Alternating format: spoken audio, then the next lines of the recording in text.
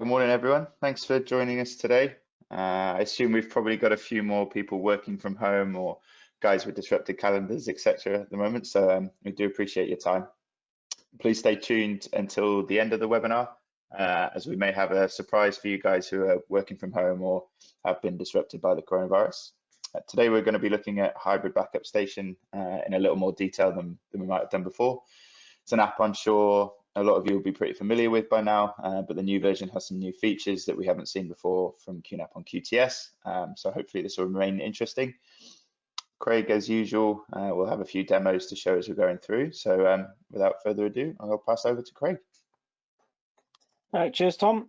So today we're going to go through all the functionality of our hybrid backup sync application. We're up to version 3 now. I've got a couple of separate NAS here.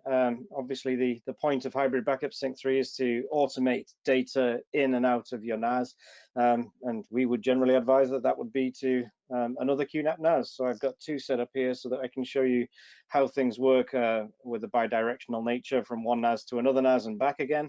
And I'll also go through quite a lot of the other features within hybrid backup sync that we have, some extra services and extra functionality that we've got in there.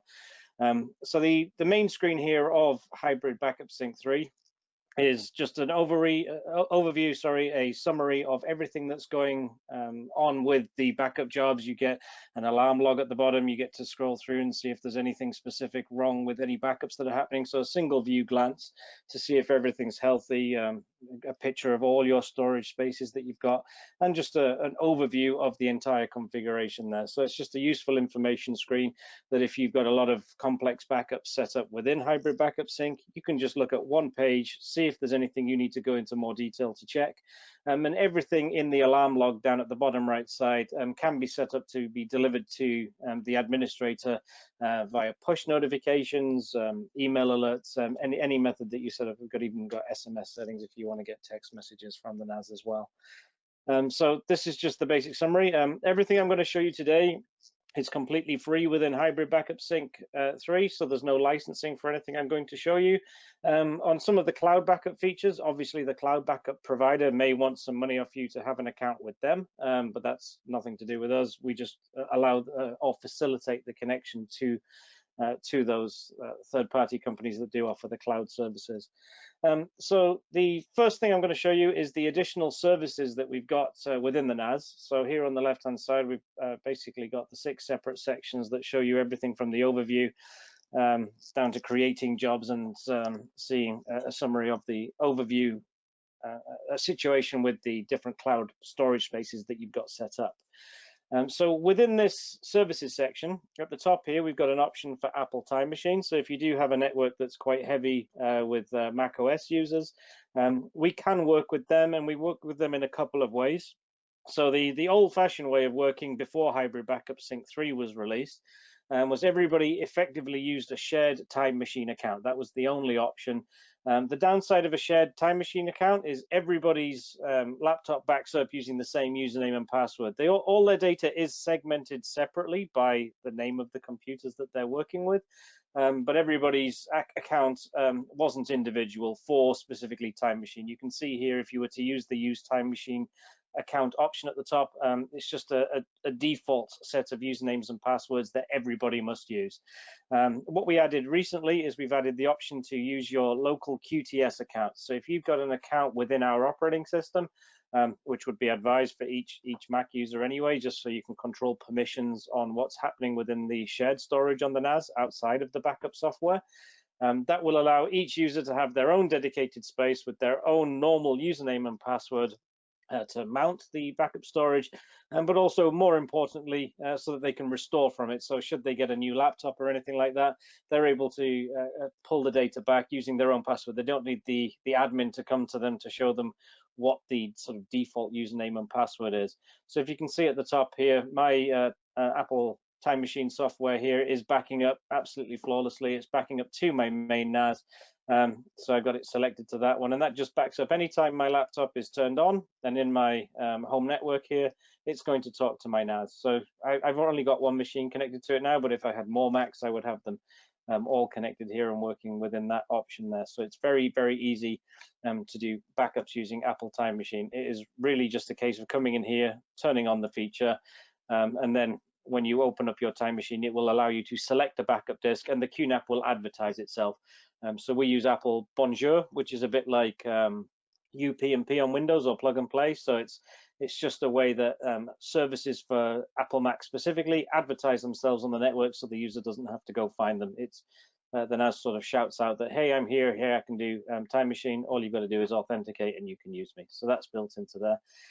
We've also got the options here to enable the rsync server and the RTRR server. So rsync is sort of a more commonly found item amongst NAS vendors. So rsync is a Linux backup tool. If anybody's familiar with the Windows version, which would probably be something like Xcopy from the command line days back when it was DOS, or maybe nobody's old enough to know that, but yeah, we've got it's a bit like Xcopy.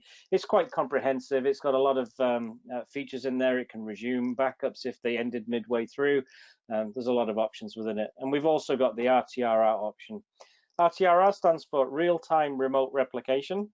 And it's a bit more feature filled than just plain rsync. It gives you a lot more stats. There's a lot more reporting.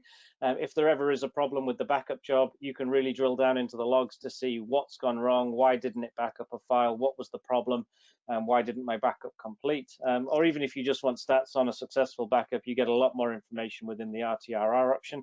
And there's a lot more options in here as well, including this TCPBBR, which I'll go through a bit later on in the session as well. But that's a new feature that we've added in this hybrid backup sync 3. And at the bottom, we have our USB OneTouch Copy feature. Now, most QNAPs, quite a few of the racks still have it, and all the desktop ones have it. They would be a USB port, usually on the front of the NAS, usually a USB 3 port, and either next to that USB 3 port or surrounding the port itself, there is usually a button. This button is our OneTouch Copy button. It's a sort of multi-function button. For example, if you were to press and hold it, it can reset the HDMI output, but traditionally we would recommend people use it as a OneTouch Copy button to do something with whatever's plugged into that port. So in my port, I do have one of these USB hard drives. So I do have a USB 3 1 terabyte hard drive connected, and you can choose what happens when you push that button. Just so that we avoid accidental pushes of the button doing something unexpected, the default setting of the button is basically to do nothing. It's just going to have the external drive as an external drive. If you want to, you can enable the smart import function or the OneTouch Copy function. Now, when you enable one of these features, you have to go into the settings to choose what the button's going to do. So it's a bi-directional operation. So you can either have the backup going to the NAS, so that would be useful if you were to connect, say, a digital camera, a car dash cam, something like that, to the front port of the NAS. You can push the button, and without getting any computers involved, it will automatically download everything from what you've plugged into that USB port into a designated folder within the NAS. Another option people would do is backup to the connected USB drive. So this is great for anybody that perhaps doesn't have another NAS to back up to. Their internet connection is too slow to do cloud backups. You may want to have a rota of 3 to 5 drives that you connect each day of the week. And when you plug it into the front port, when you push the OneTouch Copy button, it's going to do a backup or a sync or a copy of the data from the folder you've designated to the USB drive that you've got connected to the device. So it's not a scheduled function. It's really good for days when perhaps nobody's in the office. Let's say there's a bank holiday Monday and somebody's not there. If you had a scheduled backup to run on every weekday, if nobody changed the backup drive on that Monday because there was no one in the office, you would normally get an error on the backup saying couldn't complete the backup because the drive wasn't changed.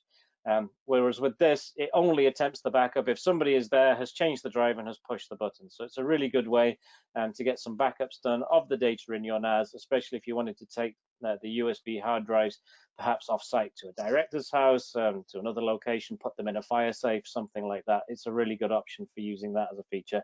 And adding the paired folders is very simple. You just pick the first one, which is going to be a folder that is within the NAS. So you could just pick one of the folders, click OK. It's going to add it on the left.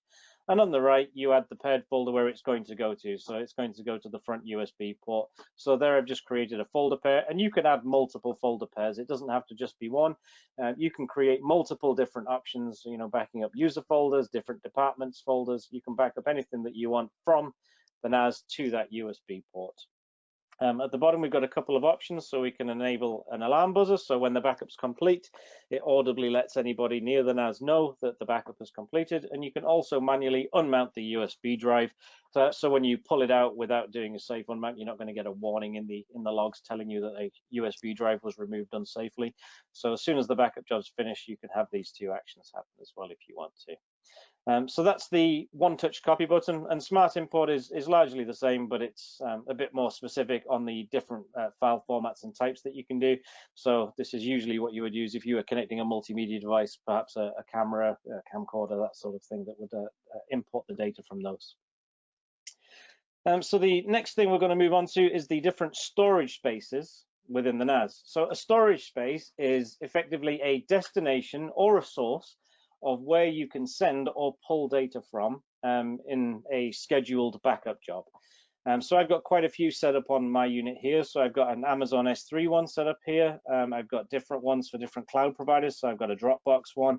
I've got a couple of Google Drive ones, and I've also got a OneDrive option down there at the bottom as well. At the top, we've got the different options. So you've got the local NAS one, which would be if you're backing up or creating a scheduled task at least, where you're moving data from somewhere in your NAS to another location within the same NAS. We have a lot of users that perhaps create two volumes or two storage pools. Sometimes people may call them partitions. So you're moving data from one set of drives to another set of drives, perhaps offloading things that are on a set of SSDs, moving it to a set of hard drives for long-term storage. So you can use the local NAS options to do that. There's no settings required for local NAS. The NAS obviously knows about itself, so all this stuff adds itself automatically. Then you've got some remote NAS options. I think one of mine is offline at the moment, but here I've got the one in the network that I'm going to show you as well. So here with the backup NAS that I've got set up, it's showing me the overall state of storage on that NAS, how much capacity is available on it without me having to go to it to check if it's got enough free space. And it also shows you all the associated backup jobs that you have with that specific destination. So when you click between each one, you can see the different ones that you've got. So a single picture, you can see everything that's happening on the different units. When you click in and go have a look at one of the NAS, there is a speed test function as well. So if you want to push that, it'll do a quick test just to let you know how fast the connection is between this NAS and the storage space that you've allocated. So different services offer different options for doing that. So here, these two I've got connected with a 10 gig Ethernet connection. So the speed is going to be quite high there. You're going to see something a lot faster than the standard 100 megabytes a second that you'd see with a standard gigabit connection. I've also added this exact same NAS via a different method. So rather than using RTRR, which I've used for this one, I've also added it just as a standard network share folder as well. So if you did want to be copying data from another destination, perhaps it's a Windows server, a Linux machine, a competitor NAS product that perhaps doesn't have a compatible backup protocol with us, or that perhaps they just don't run any services like rsync or RTRR that we can talk to. The primary function of any other device out there on the network with storage in it would be that it would have shared folders. Usually it's going to share its data out over the network. So I've added this same NAS that I've got here over a different connection type. So this is just using a network share. And the same here, if you click in, you do also get a speed test option. So it's showing the speeds here. So you are able to still do sends of data or backups of data to another device on the network, even if it just has a plain simple network share on it. So it's really easy for that. As I showed you earlier, we do have the Amazon S3 options in here. So we have a lot of different options. So if I was to click on create a storage space, you'll be able to see all the different options we've got here. So at the top, we've got some of the ones that I do have set up, even an FTP server option. If you have a simple cloud backup option, or you've perhaps got a device hosted yourself in a rack somewhere else, you are able to do remote FTP connections to send and receive data from it. And at the bottom, we do have a lot of different options down here for some of the popular separate cloud providers that are out there. So as you scroll through, I'll go a bit slower here just so that everybody can see all the options. If you are planning to use a storage provider that's perhaps region specific, I know we had one the other week where a customer wanted one that was really just a cloud provider available in the Netherlands. They had a great deal, they wanted to use them, but very small user base. We do have the WebDAV option at the bottom. WebDAV is sort of the generic option that you can use to add the main details in, so the server URL. The smaller companies will usually be quite helpful in giving you the information you need for this, because they want you to use their service, they want your subscription money. The only way you're going to get that is if they allow your device that you want to back up to them to work with it. So here you've got some options where you can manually specify the settings for a provider that we don't quite have listed in the full list of options that we've got here on the main screen. If there's a specific one that you want adding, by all means, let us know. We can feed it back to the product managers. As soon as we get enough requests for a specific type, we will do the work so that we can add them here, just so it's a single click addition to add them in, where we already know the server details and how they want to authenticate, so that we can incorporate them into the list here. It's not a promise that we can add them, but we can definitely add it to the list of requests if there is one here that's not available for anyone that needs a different one on there. Okay, so now we'll go through the different jobs. So as I showed you on the storage space screen, you can look at the jobs by destination, or you can come to the jobs section and see a picture of all the jobs that are running on your NAS. So we've got two sections here.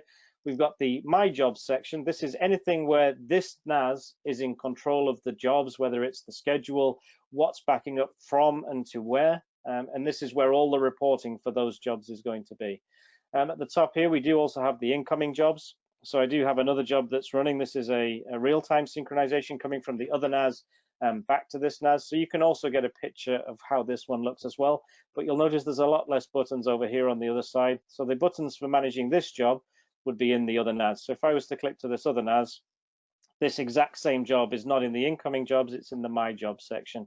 So here we've got the extra buttons so we can see a report of what's happened, some basic statistics, how long it's been running for. I only set it up this morning just so I could have something in that screen to show you, but it's just showing you some basic statistics that you wouldn't get by looking at the incoming job. But the incoming job does give you a picture of, oh, there's an incoming job to this NAS, where's that coming from? You can see the source of it here.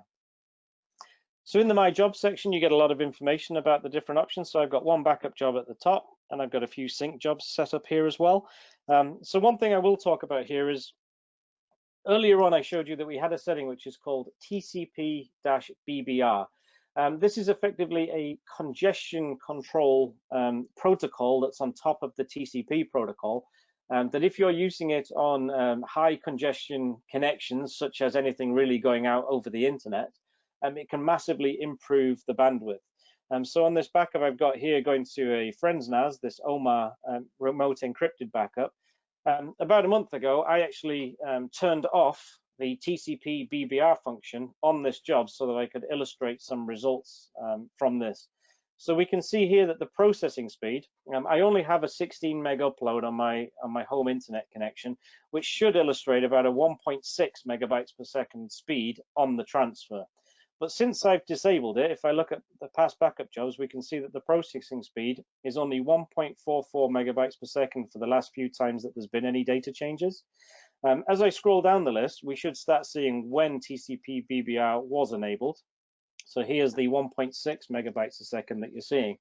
So TCPBBR being enabled, which is what it was on these two jobs, effectively makes the backup more efficient. So traditionally, when you're sending data across the internet, it's going to be sending the data and it has timeout options. And if it's a very heavily congested connection, the timeout might occur where it goes, oh, the data didn't get a response. You know, the destination didn't reply in time that it got the data I sent, so I'm going to send it again. So ultimately, the same data does get there at the other site. It's just some of it was resent or had to be retried to get the data there because the timeouts were set quite low. With TCPBBR, it basically gives it more of a chance to get there. So there's less retries, which ultimately means the amount of data that's transmitted is usually the end result of how big the backup job is. So if you had a 2 gig backup job, if there was a lot of retries, that 2 gig backup job might turn into actually 2.1 gigs of data that was sent to get that 2 gig there because it's had to retry on some of the data. Whereas here, what it will ultimately result in is the processing speed is faster because all the data was sent once. And that's what TCPBBR can do for you. So after this session, I will be turning it back on just so they can get these speeds back up a bit faster. So, you know, the ultimate thing is it's going to get your data across to the third party faster. And if you're using a company that does charge for bandwidth, some of the cloud providers do charge for the transfers as well. You know, that 2 gigs of data you sent them is 2 gigs of data. It's not, they're not charging you for 2.1 gigs. They're charging you just for the data you actually did send, not what you had to send to get the data there because your connection was perhaps a little bit slower. So this TCPBBR feature can really make the difference on whether a backup's going to complete overnight or not. If you are on a marginal connection, say the amount of data you create in a day just about exceeds what you can transfer through your offline period where people are out of the office overnight, so that before they start the day the next day, the backup job has completed. This could certainly help. It could knock a couple of hours off a transfer time overnight on a particularly very heavy congested connection. So TCPBBR is in there for a lot of the different options, and enabling it is very easy. When you go into the options, you've got the rules and you've got different policies. So you've got a tick box here just to enable TCPBBR. By default, we tick it. It doesn't make any difference being enabled on a LAN to LAN transfer or anything that's a high-speed connection, because usually they're not congested. Usually you're not getting the timeout problems. So if I have a backup going between my two NAS that are connected with 10 gig, this option is ticked, but it's really not doing anything in that respect because the timeouts weren't affecting resends of data. It's really only things that are going over much slower connections, like a low internet upload speed from the source site. So that's the different options that we've got there within TCPBBR. We've got the different incoming options, and we've got the reports that you can get on the jobs, and you get a nice full history of what the jobs look like. And if you want to go into the specific logs, we do have the specific logs, when they started, when they ended, and you can go into a lot more detail by opening up one of these as well, and you can download them if you need to. So that's a really good way to diagnose problems with a backup if it didn't succeed or anything. It's a really good way to get through that. So one of the next features I want to talk about is our QuDedup technology. So QuDedup is effectively data deduplication, but done on your backup jobs, and we do it at the source. So we're doing that on the NAS before we send the data. So we're deduplicating it. We're not waiting till it gets to the destination for the backup. It's actually happening at the source. So I do have a backup job here at the top, which is just a QuDedup test. So this is basically backing up this webinar HBS folder that we've got there. So if I was to go look at that folder on my NAS, so here I've effectively got 4 files that are all the same. They're all a Windows virtual machine that I've got on the NAS, just the stored exported virtual machine. So the data inside all of them is identical. Now, without QuDedup, we would be sending just over 200 gigs of data to the destination for that file to get there, because we're not analyzing the data, we're not checking for duplications, we're seeing that the files are all called something different. We're going to send them all separately. So with the QuDedup enabled, if I go look at the stats from this backup job that I did, we can see that the total updated size was the full 212 gigs, 212.65 gigs, but the actual data transferred was just one of those files, so 53.36. So we've recognized that of those 4 files, we only really needed to send one. The others are just copies of it, so we'll just put a reference back to those main files. So this is absolutely fantastic if you've got cloud storage. You do have a lot of duplicated data stored within your storage system that you have on your NAS. This is going to be able to enable you to have a smaller cloud storage subscription. So perhaps you've got 3 terabytes on your NAS, but when the deduplication happens, perhaps we can get that data down to 2 terabytes by not sending all the duplicates. It can save you a lot of cost rather than having to pay for an extra terabyte of cloud storage. We're really going to be able to help out on that, and ultimately we're going to be saving you a lot of bandwidth transmission as well, because we're only sending a fraction of the data that actually exists. If everything's a duplication, you don't need to go into too much detail with all the different files.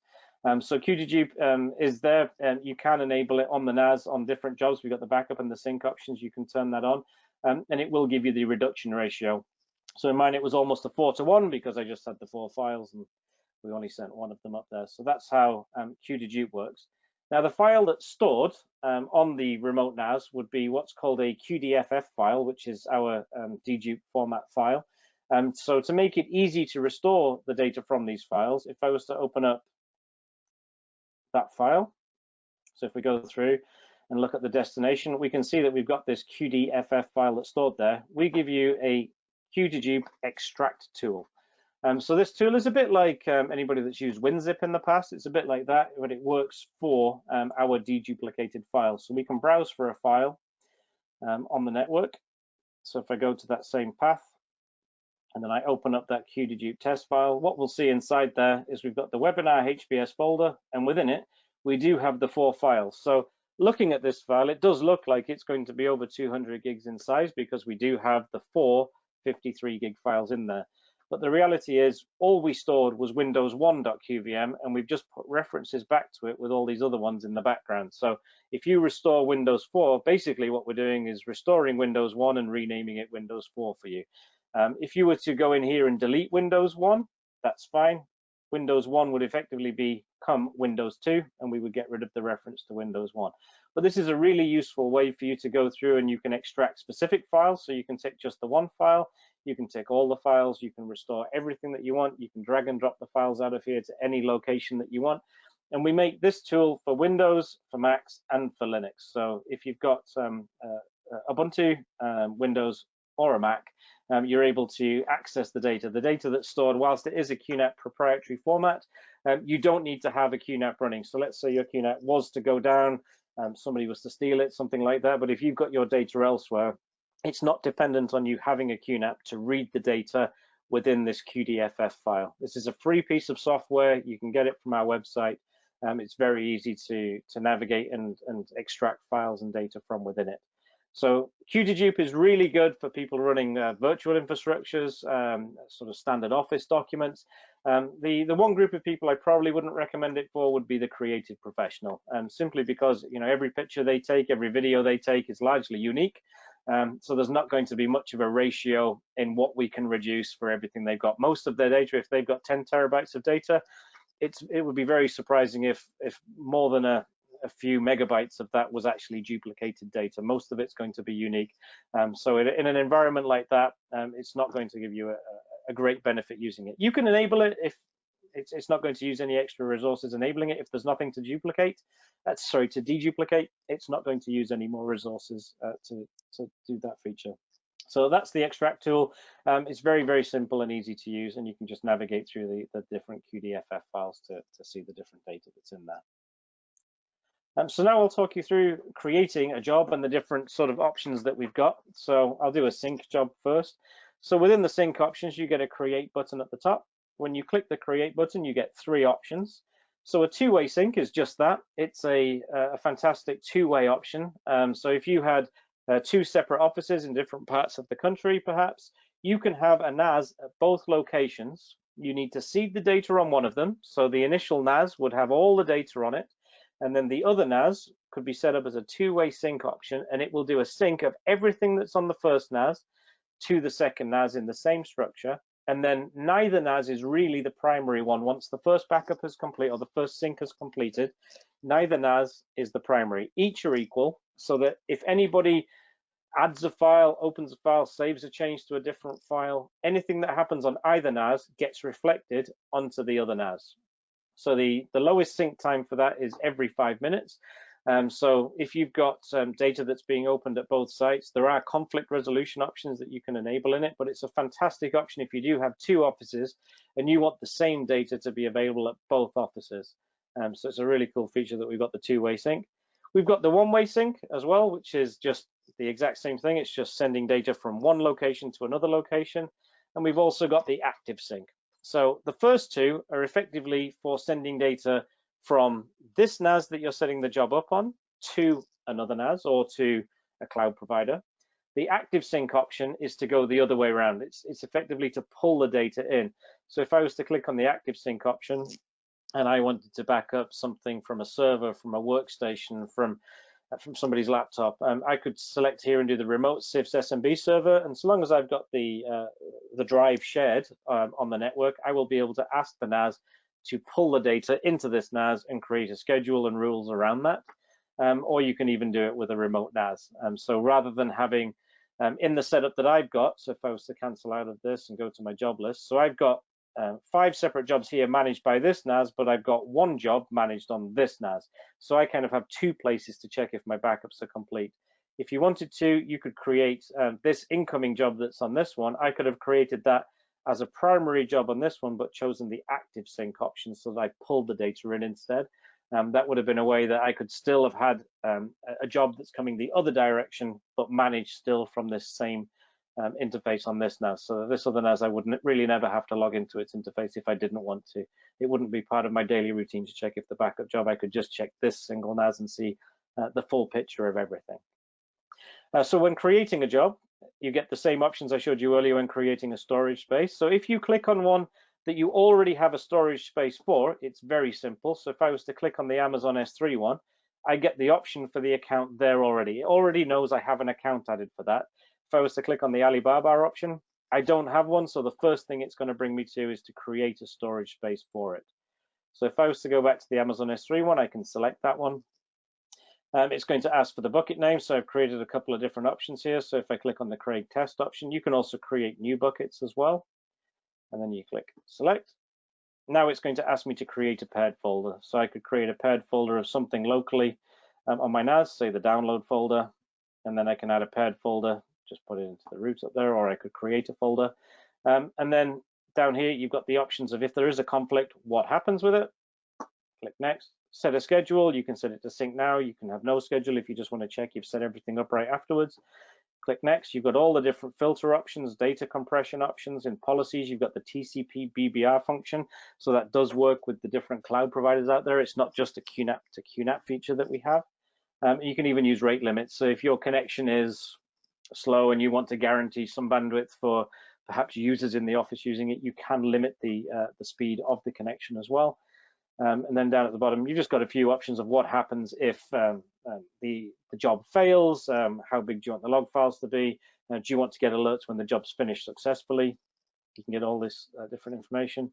Click next, and then you can create the job. So that's now created another job. So if I was to go down to the job section, I might still be creating it. So there we've got the job there. So now I could go in here and I can click sync now. Very easy to set up a different backup job there. So that would work in the same method with any of the cloud providers. They're largely all the same. The only thing that's different is the authentication options. If you're using OneDrive, they want the username and password typing in. With Amazon S3, you need some access IDs and secret key information that you get from their website that you need to paste into the QNAP. But largely, it's the same options on the different features we've got there. So just to create another one, we do have a backup option instead as well. So here you've got different backup jobs. You can relink a backup job. So perhaps you've moved a NAS away, then brought it back. You can relink the backup job, and you can also restore the backup from another NAS here as well. So if I was to do a restore job here, so you could say I want to do it from the remote NAS, click the remote NAS, and then you can pick the backup source. So the QuDedup test, because it recognizes I already have the QuDedup test backup job. And the selected location, I can either restore it to another location if I just wanted to test something, or I can put it back in the original location and overwrite anything that's gone wrong on the source, the reason that I'm doing this backup restore. And then you can add a different one. So you can skip a lot, you can add a lot of different backups here. So if you've got a lot of backup jobs, you can have them all happening at the same time. Okay. So that's how you do a different restore option. So that largely covers everything within the hybrid backup sync tool that we've got. Hopefully you found that useful. Hopefully you've seen all the different options.